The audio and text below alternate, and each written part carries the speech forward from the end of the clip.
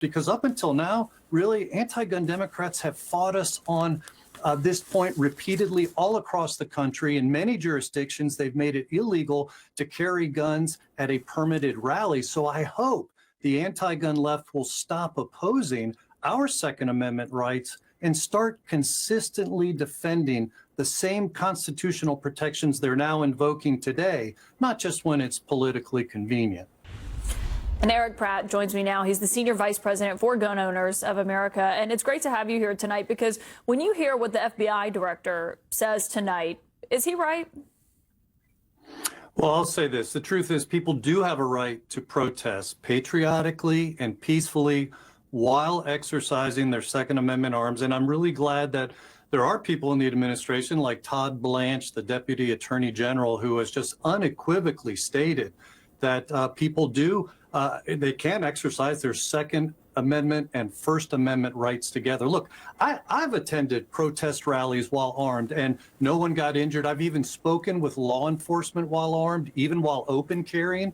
There were no issues. And typically at these rallies or protests, I'll see GOA members and supporters show their appreciation for law enforcement being there and then thank them for their service. And so what we really see is police officers overwhelmingly support the Second Amendment, but it's really important that it be done in a peaceful and patriotic exercise of their First Amendment rights. Yeah, I mean, the Minnesota Gun Owners Caucus responded to what the FBI director said today. They said he is completely incorrect on Minnesota law. And then Thomas Massie, the Republican congressman in Kentucky, he wrote, "Carrying a firearm is not a death sentence. It's a constitutionally protected, God-given right." And he said, if you don't understand this, you have no business in law enforcement or government. I thought what stood out about that, though, was Greg Bovino responding, his official account, that said, attacking law enforcement is not a right like you want it to be.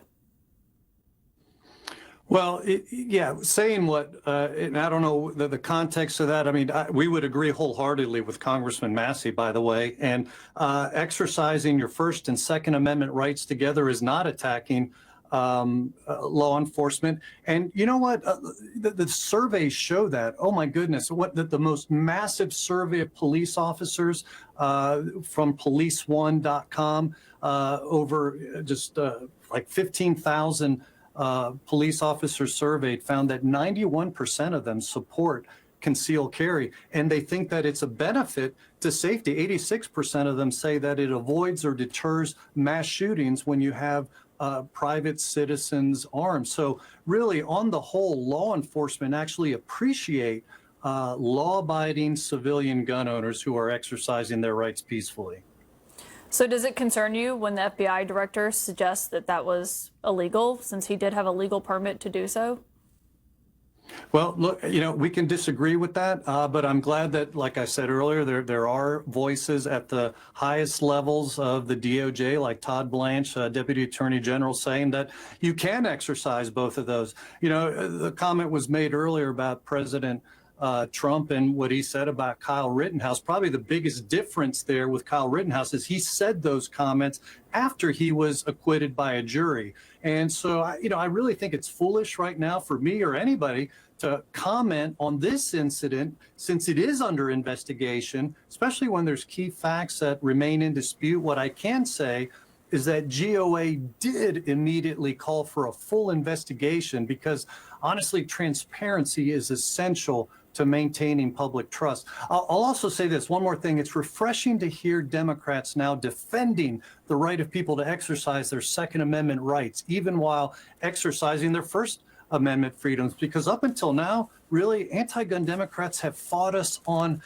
this point repeatedly all across the country. In many jurisdictions, they've made it illegal to carry guns at a permitted rally. So I hope the anti-gun left will stop opposing our Second Amendment rights and start consistently defending the same constitutional protections they're now invoking today, not just when it's politically convenient. Yeah, I understand your criticism of Democrats, but the people who've been the most critical of the Second Amendment today is the FBI director and the head Border Patrol official. Well, like I said, there's differing voices there in the DOJ and the White House. And, look, Second Amendment, and you don't give up your Second Amendment rights just because you're exercising your First Amendment. Full stop. Yeah. Erich Pratt, thank you for joining me tonight. Thank you.